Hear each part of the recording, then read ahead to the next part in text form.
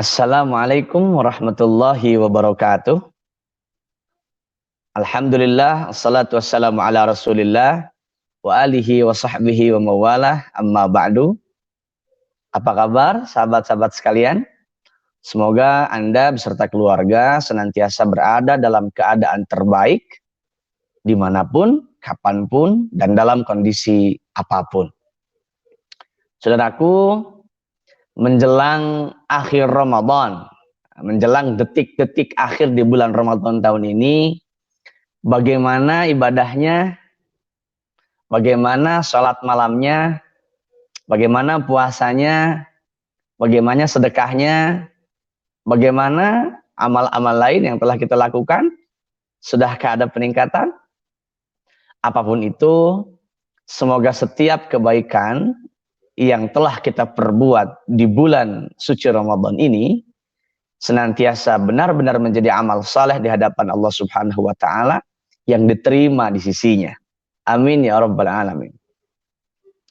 Setelah kita tahu bersama melalui informasi daripada guru kita, daripada ustadz, ustadzah tentang kemuliaan dan keistimewaan bulan suci Ramadan, di mana pada bulan suci Ramadan ini Allah Subhanahu wa taala menurunkan Al-Qur'an. Allah Subhanahu wa taala juga menurunkan satu malam yang memiliki nilai keistimewaan lebih hebat, lebih istimewa daripada 1000 bulan di malam-malam yang lain yang kita kenal dengan Lailatul Qadar. Di mana pada bulan Ramadan ini Nabi senantiasa bertadarus Al-Qur'an bersama malaikat Jibril. Di mana pada bulan Ramadan ini Nabi yang setadinya adalah orang yang dermawan menjadi jauh lebih dermawan lagi. Di mana pada bulan Ramadan ini ada salat tarawih yang tidak kita temukan pada bulan-bulan yang lain, pada malam-malam selain Ramadan. Perlu kiranya kita melanjutkan untuk memparipurnakan kebaikan kita dengan ragam kebaikan-kebaikan yang lain, karena semakin banyak kebaikan atau amal saleh yang kita perbuat, tentu berpotensi semakin banyak pula kesempatan kita agar amal-amal kita diterima oleh Allah Subhanahu wa taala. Jadi kalau cuma satu amal berarti mungkin kita punya satu kesempatan. Tapi kalau kita punya banyak amal dari berbagai sudut yang berbeda, berpotensi bisa jadi membuka peluang yang semakin banyak untuk mendapatkan ridho dan maghfirah Allah Subhanahu wa taala. Kita berharap ada banyak amal baik yang dapat kita lakukan di bulan yang suci ini, dan kesemuanya benar-benar diterima oleh Allah, benar-benar maqbulun indallah. Amin ya rabbal alamin. Di beberapa menit ke depan kita akan berbicara tentang memaknai Ramadan lebih berarti, terkhusus kita akan berbicara tentang perihal anak yatim. Jika beberapa waktu yang lalu kita sudah mengklasifikasi ibadah menjadi ibadah individual, personal, dan ibadah sosial, maka menyantuni anak yatim adalah termasuk salah satu daripada bagian ibadah sosial. Di pertemuan sebelumnya kita telah menyampaikan sebuah kaidah fiqhiyah yang mengatakan bahwa al-muta'addi aula minal qasir. Ibadah sosial yang melibatkan interaksi antara kita dengan orang yang lain itu berpotensi memiliki nilai yang lebih prestisius daripada ibadah individual personal. Kita tidak mengatakan ibadah individual tidak baik. Tadarus Al-Quran itu baik. I'tikaf itu baik, bahkan istimewa. Diajarkan dan diteladankan oleh Nabi. Qiyam Ramadan, Siyam Ramadan, itu tentu adalah hal yang sangat-sangat terpuji. Sangat-sangat baik, diajarkan dan dianjurkan di dalam agama kita. Tetapi jangan lupa saudaraku, bahwa ada ibadah-ibadah sosial yang seringkali kita lupa bahwa itu juga memiliki nilai keistimewaan yang luar biasa jika kita sejajarkan dengan ibadah-ibadah individual tadi. Salah satunya adalah ibadah berupa menyayangi, menyantuni, merawat, atau menanggung anak yatim. Penyebutan yatim di dalam Al-Quran berulang kali. Dan hampir kesemuanya memerintahkan kepada kita untuk selalu berbuat baik kepada mereka. Berbuat baik di sini tidak hanya berkaitan dengan memberikan harta atau materi kepada mereka, melainkan juga mendidik mereka agar menjadi generasi yang saleh. Salah satunya disebutkan oleh Allah Subhanahu wa taala di dalam Al-Qur'an surah Al-Baqarah ayat 220. A'udzu billahi minasyaitonir rajim. Wa yas'alunaka 'anil yatama qul islahul lahum khair wa in tukhalituhum fa ikhwanukum wallahu ya'lamul mufsida minal muslih walau sya'allahu la'anatakum innallaha 'azizun hakim wallahu a'lam bimuradih. Allah berfirman ketika mereka bertanya kepadamu wahai Muhammad tentang anak-anak yatim, maka katakanlah kepada mereka, memperbaiki keadaan mereka, memperbaiki keadaan anak-anak yatim adalah baik. Dan jika kamu mempergauli mereka, jika kamu bergaul dengan mereka, maka mereka adalah saudara-saudaramu. Di sini dengan tegas Allah Subhanahu wa taala mengatakan bahwa memperlakukan anak yatim harus seperti memperlakukan anak kita sendiri, harus seperti memperlakukan saudara kita sendiri. Hal ini menandakan betapa Allah memberikan perhatian kepada anak yatim melalui kita sebagai makhluknya, melalui kita sebagai hambanya. Sudah sepantas layaknya bagi kita sebagai hamba Allah untuk memperhatikan, untuk mencintai, dan untuk memprioritaskan anak-anak yatim. Dalam keterangan hadis Nabi kita Muhammad sallallahu alaihi wasallam, dalam hadis riwayat Imam Muslim, beliau bersabda, kafilul yatim lahu wa li ghairi ana wa huwa kahataini fil jannah. Orang yang menanggung, yang merawat anak yatim, baik anak yatim yang berada di bawah tanggungannya atau di bawah tanggungan orang lain. Artinya misalnya kita mendermakan harta kita untuk anak-anak yatim yang ada di panti asuhan misalnya.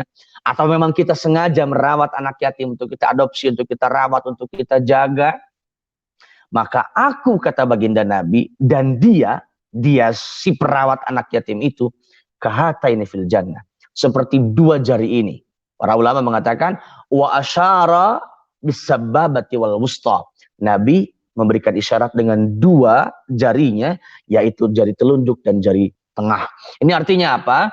Bahwa orang yang menyayangi anak yatim, yang menanggung anak yatim, yang merawat anak yatim, itu bersama-sama dengan Nabi dalam jarak yang sangat dekat di surga nanti.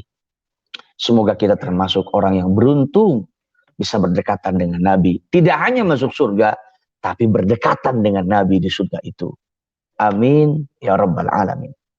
Al-Imam Al-Bukhari juga meriwayatkan hadis dengan redaksi yang sedikit berbeda, tetapi dengan pemaknaan yang sama, sebagaimana yang diriwayatkan oleh Al-Imam Muslim tadi. Ana wa kafilul yatimi kahataini fil jannah. Ana wa kafilul yatimi fil jannati hakadha. Begitu dalam riwayat Al-Bukhari. Aku dan orang yang merawat anak yatim di surga seperti ini. Artinya sangat dekat posisi Nabi dengan orang yang mencintai, merawat, menjaga anak-anak yatim. Bahkan jika anak yatim tersebut termasuk golongan orang yang tidak mampu, katakanlah miskin misalnya, maka orang yang membantunya, orang yang merawatnya atau orang yang menanggungnya berpotensi memiliki nilai yang luar biasa sebagaimana orang yang jihad fi sabilillah. Dalam salah satu hadis Nabi katakan, as-sa'i 'alal armalati wal miskini kal mujahidi fi sabilillah. Orang yang menolong janda, orang yang menolong orang-orang miskin, maka dia adalah seperti orang yang berjihad di jalan Allah. Jadi dalam konteks kekinian, tentu jihad tidak hanya dipahami sebagai jihad secara fisik, saling bunuh, saling serang, saling tembak. Tidak. Tetapi ada pahala-pahala lain, ada amal-amal lain yang memiliki pahala sama seperti pahala jihad di hadapan Allah yang tentu akan mempertaruhkan nyawa. Apa? Di antaranya adalah berderma kepada orang-orang miskin, menyayangi janda-janda tua atau orang-orang jompo yang sudah tidak mampu, maka itu berpotensi memiliki pahala sebagaimana orang yang jihad di hadapan Allah Subhanahu wa taala. Nah, ini artinya ada pesan yang sangat menarik betapa menyayangi anak yatim, menyantuni anak yatim adalah sesuatu hal yang sangat prestisius, adalah sesuatu hal yang sangat berharga, diajarkan dan diteladankan oleh Nabi kita Muhammad Sallallahu Alaihi Wasallam yang menurut mayoritas ulama beliau sudah yatim, sedang berada dalam kandungan ibundanya. Maka tidak heran jika kemudian Nabi begitu memprioritaskan dan begitu menyayangi anak-anak yatim. Di samping karena itu memang adalah perintah Allah, karena boleh jadi karena ada satu kesamaan dengan baginda yang mulia. Allah Subhanahu wa taala bahkan tidak segan untuk mengatakan, untuk memvonis orang-orang yang menghardik atau menelantarkan anak yatim sebagai orang yang mendustakan agama. Mari kita lihat di dalam surah Al-Ma'un ayat 1 dan 2, Allah Subhanahu wa taala berfirman, A'udzubillahi minasyaitonir rajim. Bismillahirrahmanirrahim. Ara'aital ladzi yukadzibu bid-din? Fadzalikal ladzi yad'ul yatim. Tahukah engkau orang yang mendustakan agama? Orang yang mendustakan agama itu adalah orang yang menghardik atau mengusir secara kasar terhadap orang-orang, terhadap anak yatim. Jadi luar biasa ini tindakan preventif yang harus kita lakukan agar jangan sampai kita menelantarkan, menyia-nyiakan, apalagi sampai menghardik anak-anak yatim itu. Dalam hadis lain, Nabi kita Muhammad Sallallahu Alaihi Wasallam dalam hadis riwayat Imam Muslim, beliau bersabda, ijtanibu as-sab'al mubiqat. Jauhilah 7 dosa yang menghancurkan. Qila, ya Rasulullah wa mahunna? Apa itu yang 7 dosa yang menghancurkan itu? Yang membinasakan itu? Kata Rasulullah, asyirku billah, syirik kepada Allah. Kemudian sihar, melakukan tindakan sihir. Kemudian qatlun nafs, membunuh yang bukan haknya.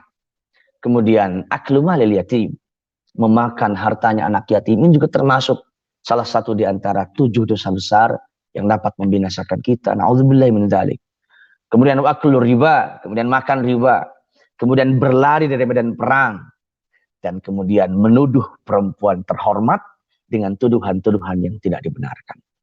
Saudaraku, dalam hadis lain, riwayat Imam Ibnu Majah, Nabi bersabda bahwa sebaik-baik rumah adalah rumah yang di sana ada anak yatim yang diperlakukan secara baik.